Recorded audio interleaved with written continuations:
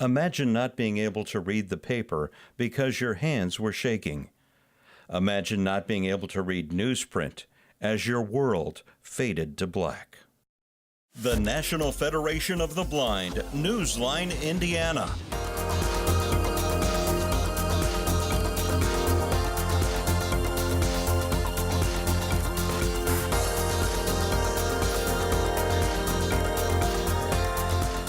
With your host, Lee Martin, and co-host, Florence Myers-McSwine.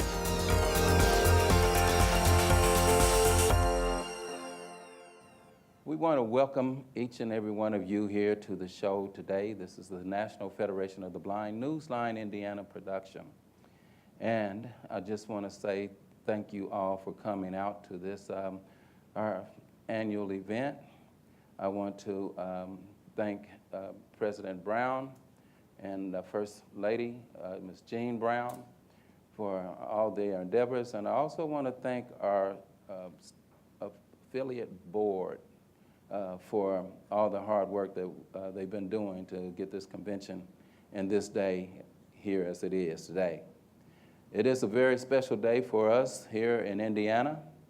We have two very special guests, a gentleman that I hold in high esteem that has been on the trail fighting for the rights of independence and been the voice of the nation's blind for over 28 years. So let's give a round of applause to Dr. Maurer and Ms. Patricia Maurer once again, please.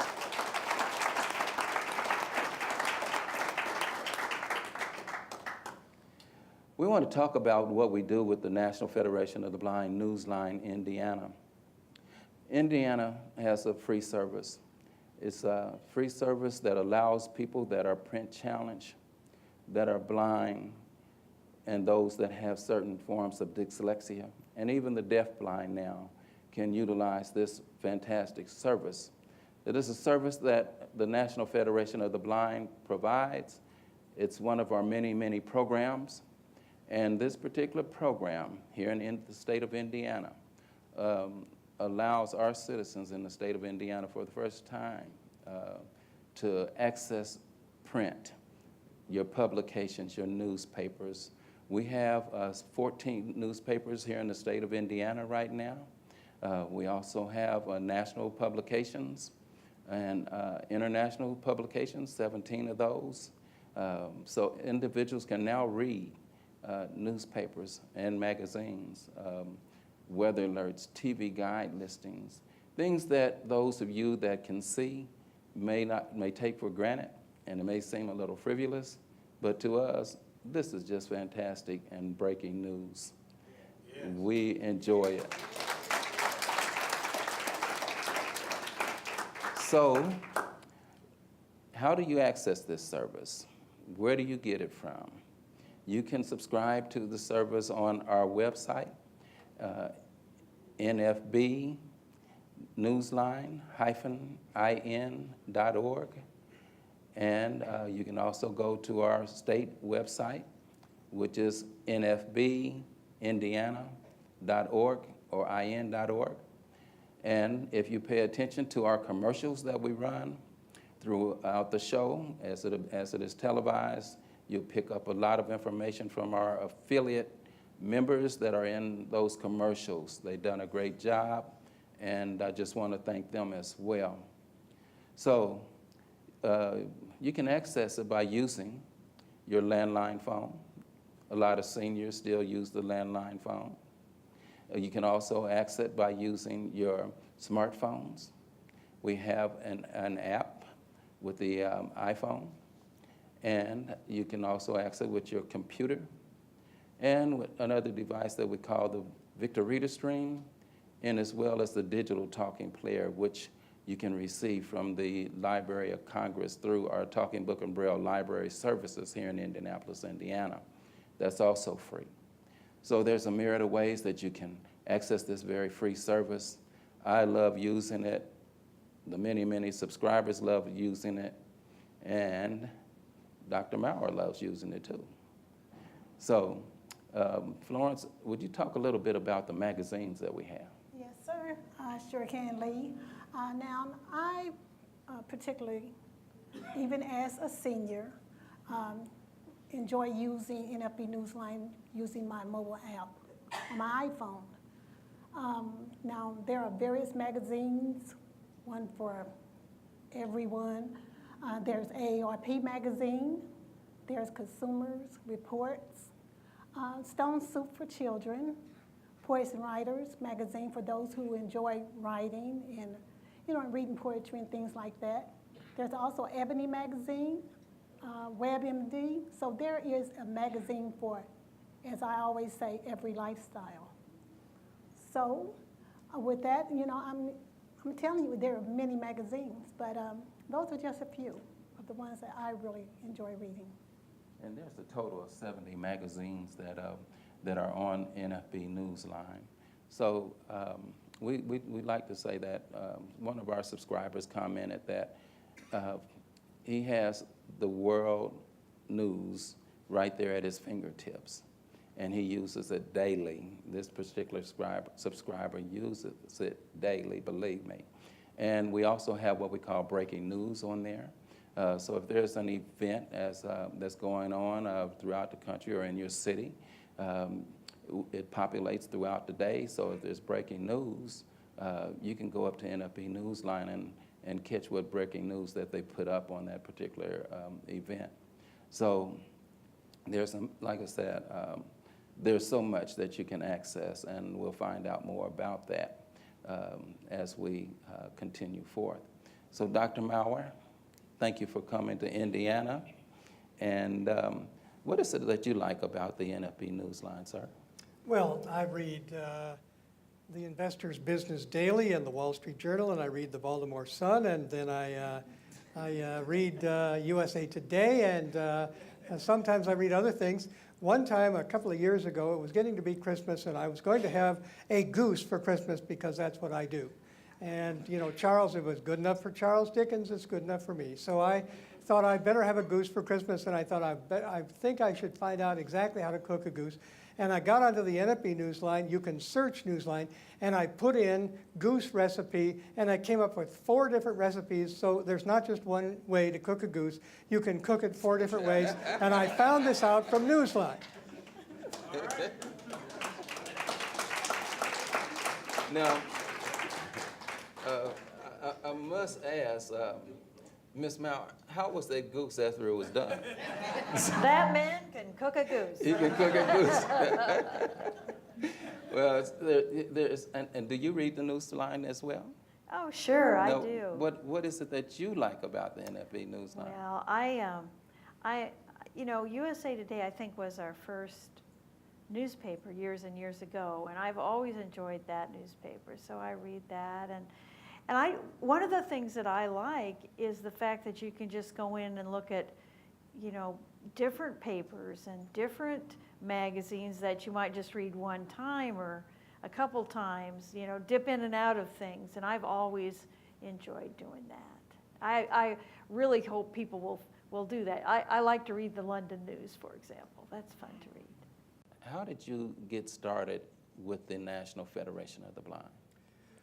Well, in 1969, I ran into a fellow by the name of Kenneth Jernigan, who was then president of the National Federation of the Blind, and he was a very demanding human being. He was himself a blind person, as I am, and he said that you can accomplish whatever you want to accomplish as a blind person, except you aren't going to be able to see.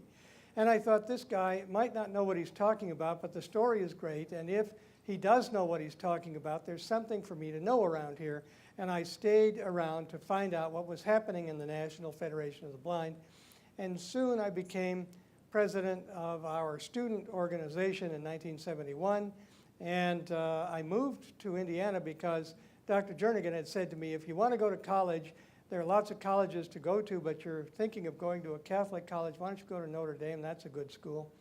And I thought I'd heard of it, but I'd never considered trying. And I applied, and I was permitted to come. And I came to Indiana, and in 1971, I was also elected vice president of our affiliate here, and then in 1973, our president. So I got in the midst of knowing everybody in Indiana. And the reason that the Federation matters is that it has a whole lot of blind people in it who decide that what they're going to do is go change their lives and change the lives of other blind people and do things that other people believe that blind people can't do. And as an example, when I was planning for my summer before I went to college, I tore apart an 8-cylinder gasoline engine and rebuilt it, and that got me interested in mechanics, and so I got a job as a lawnmower mechanic for that summer. People called me Mr. Dirt because I was very often covered with grease and whatnot. But I fixed lawnmower engines and small engines and lots of other devices, tractors and air compressors and like that, and made money for the first time. And I thought, this idea that blind people can go out there and get work in the ordinary activities of life and earn money is real, and I've got to learn more about it, and I've got to get a lot of people together. So here's one thing. One more thing? Okay, and it goes like this. I got to thinking, after I got to know the National Federation of the Blind, that we have one thing that nobody else has. And that is, we have a whole lot of active, aggressive, interesting, assertive, imaginative, inventive blind people together. So when most people go to a place and they find a bunch of blind people, they think, oh no, what am I going to do? And I go to a place and there are a lot of blind people there, and I say, great, a whole lot of blind people, what are we going to do? And somehow the imagination that I have in how we're going to change programs and build new things and have new experiences and go new places and have a lot of fun together, when I think, what are we going to do, it's a lot different from the way the other people think when, for example, I walk off an airplane and they see me walking around in the airport by myself and they think, a loose blind person, oh no, what are we going to do? And I think, I don't know what you're going to do, but I know what I'm going to do. I'm going to go find my way to the place I'm going, and then we're going to start building things and having fun together and make ourselves a new life that's more independent. That is awesome. Now, how long have you been a Federationist? I thought you'd never ask. I love telling this story because, you see, I joined the Federation before Mark Maurer did. So, yeah, see, look at that. So I joined in 1968. I was just a senior in high school, and I ran into an opportunity to learn some Braille at the training program in Iowa, and there I met Dr. Jernigan. And he also gave me the chance to do things like go with the students to the state fair and, you know, do some cane travel. And by the time I was out of high school, then I was able to go back and finish my training program and go to college. Dr. Maurer and I were married in '73, so that means that we've been married for 45 years. Yeah.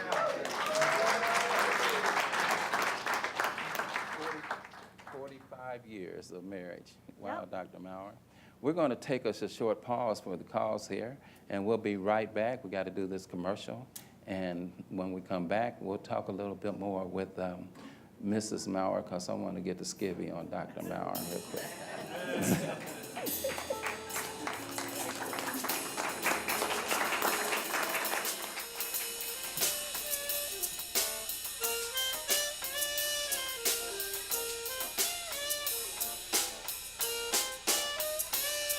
If you or someone you know is visually impaired or print challenged, the National Federation of the Blind has a resource you need. I am a CFP practitioner, and I happen to be blind. I rely on NFB Newsline to keep me current with Wall Street Journal and the Financial Times. Hoosiers can hear Indiana magazines, circulars, national magazines, and information from across the globe. Learn more by calling 855-963-6476 or visit nfbnewsline-in.org.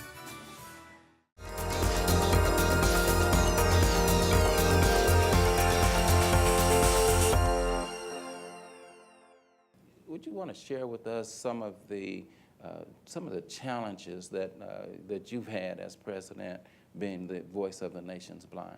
Well, the challenges that I've had, some of them we've solved, some of them we have not.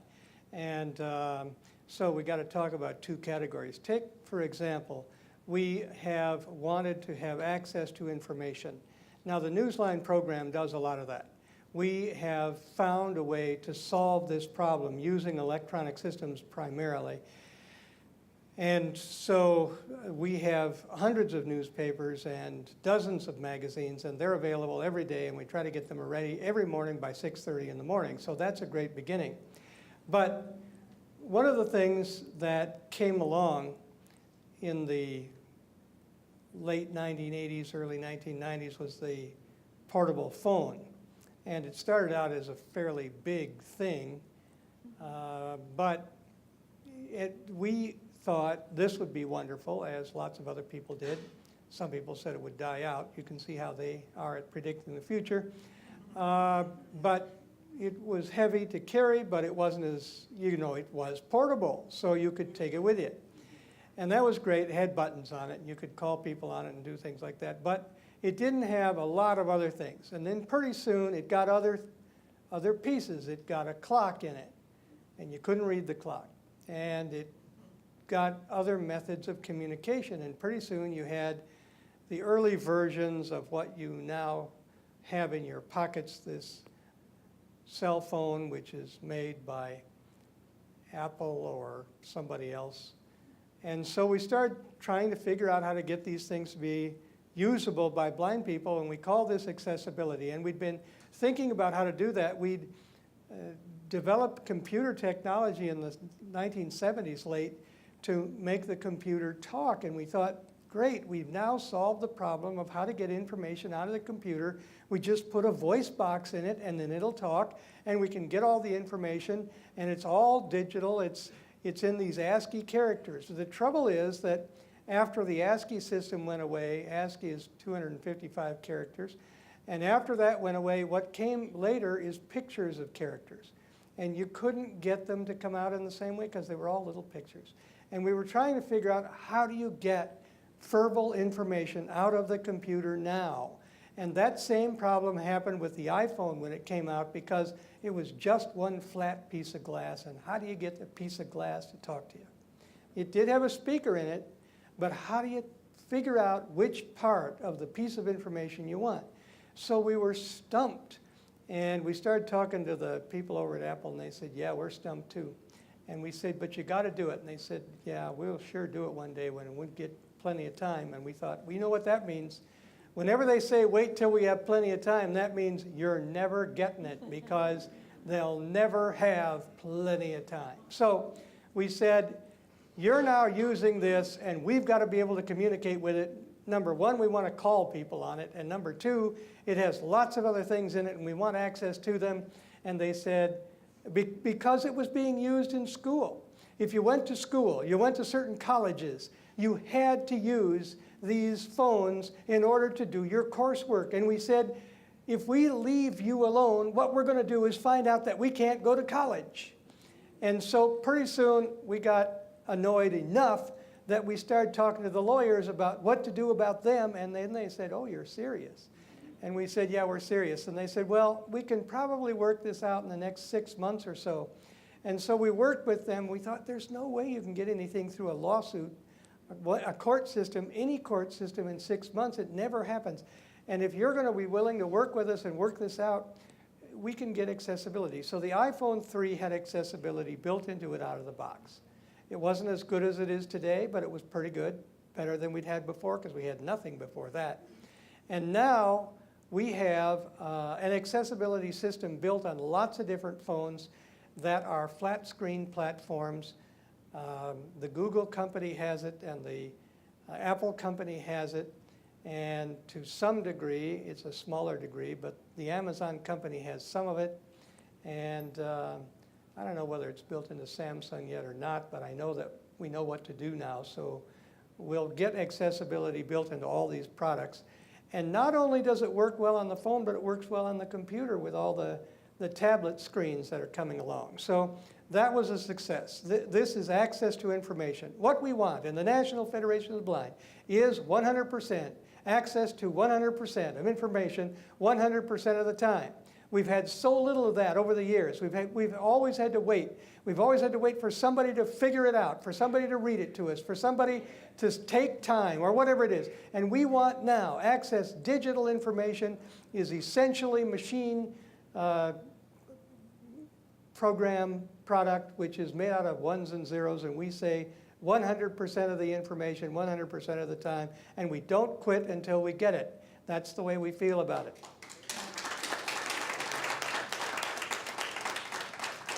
Now, let me talk to you about something else, though. What do you think? It's legal in the United States to pay disabled people less than the minimum wage. Some of you know this. And this came into the law in 1938. In 1938, we got the Fair Labor Standards Act. The Fair Labor Standards Act said that there would be a minimum wage in the United States. It's the first time the federal government had done it. There'd been some efforts to do it in some states earlier. Some of them had succeeded, some of them not. But it's the first time the federal government had tried to do it. And in the law, written in 1938, is this piece which says, but if you're disabled, you don't get the minimum wage. You can be paid less than the minimum wage. They said that they had to do it because otherwise disabled people wouldn't go to work. Well, disabled people weren't working anyway, so I don't know why they're worried about it too much. Except now and then in a place that is set aside for disabled people to work called the sheltered workshop. Sheltered workshops were set up for the blind first and then for other disabled people, and they are places where government contracts come along and the people who work in them don't have to be paid the minimum wage. And it's happening all over the United States right now. It's estimated that there are a couple 100,000 people in the United States getting less than the minimum wage today. Now, we have introduced in the Congress the Transition to Integrated and Meaningful Employment Act, TIME we call it. It's absolutely time to change this law. We want this law to say that everybody, doesn't matter what your disability might be, everybody gets the chance to have the same legal protection of minimum wage law that is out there for the majority of the population.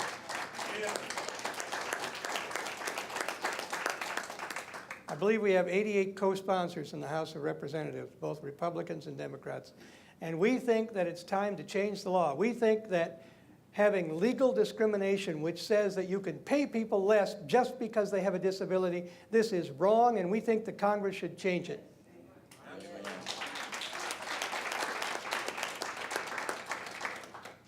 Now, you sound like an attorney to me. Dr. Maurer, now before you actually became a federationist, what actually drove you, I'll put it that way, into advocacy? Have you always been an advocate? No, I didn't think anything about advocacy. I didn't know about advocacy. I didn't know about leadership.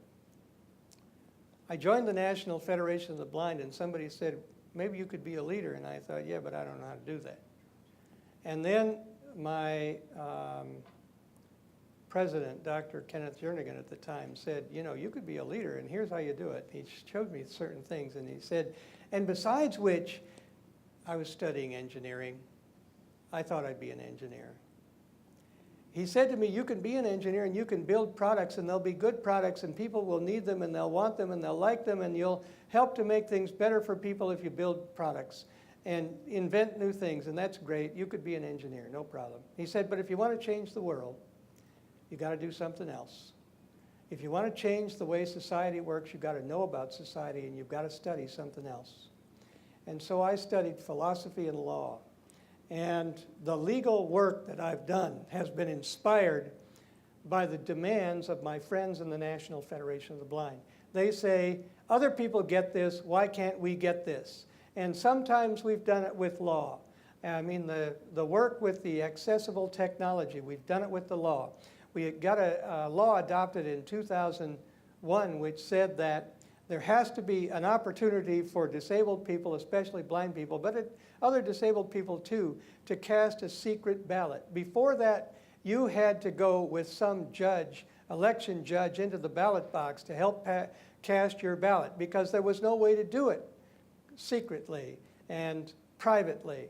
So we got this law adopted, and there was a little time to get the regulations put into effect, but by 2006, all of the voting booths, all of the precincts in the United States that used federal dollars were supposed to have a voting booth that would let you vote privately and independently. And in 2006, for the first time in my life, I walked into the voting booth and cast my ballot, and I didn't have to tell another single soul who it was that I was voting for.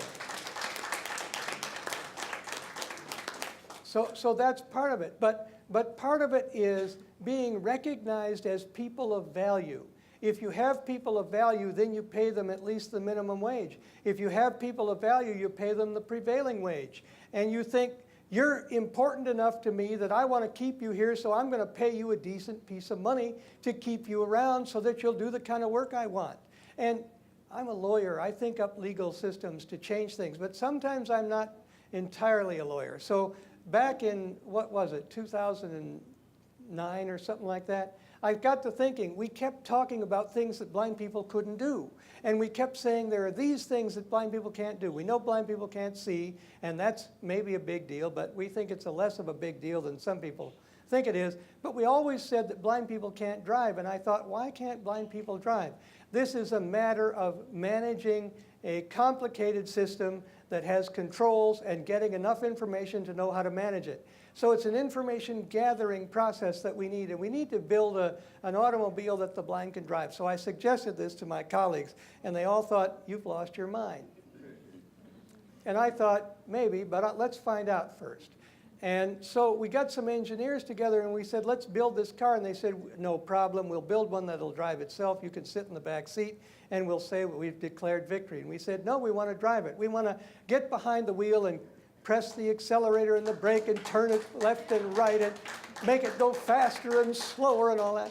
And they said, but you could run into something. We said, yeah. Sighted people run into stuff all the time. You know, all the accidents in the world are caused by sighted people.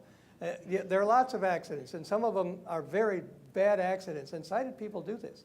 Do we tell people they can't drive because they're sighted? No.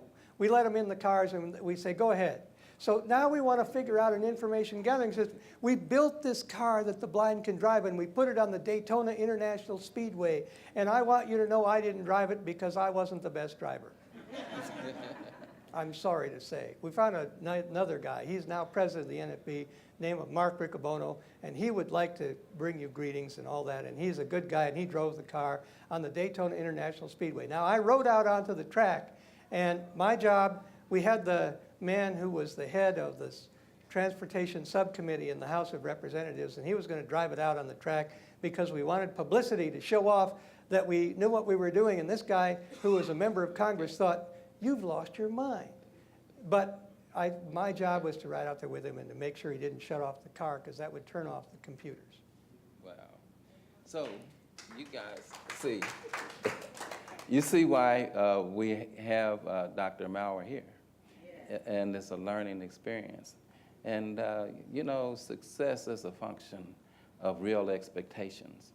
And he has real expectations in this life.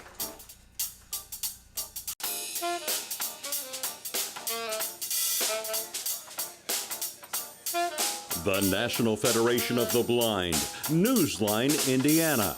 For more information, go to nfb-in.org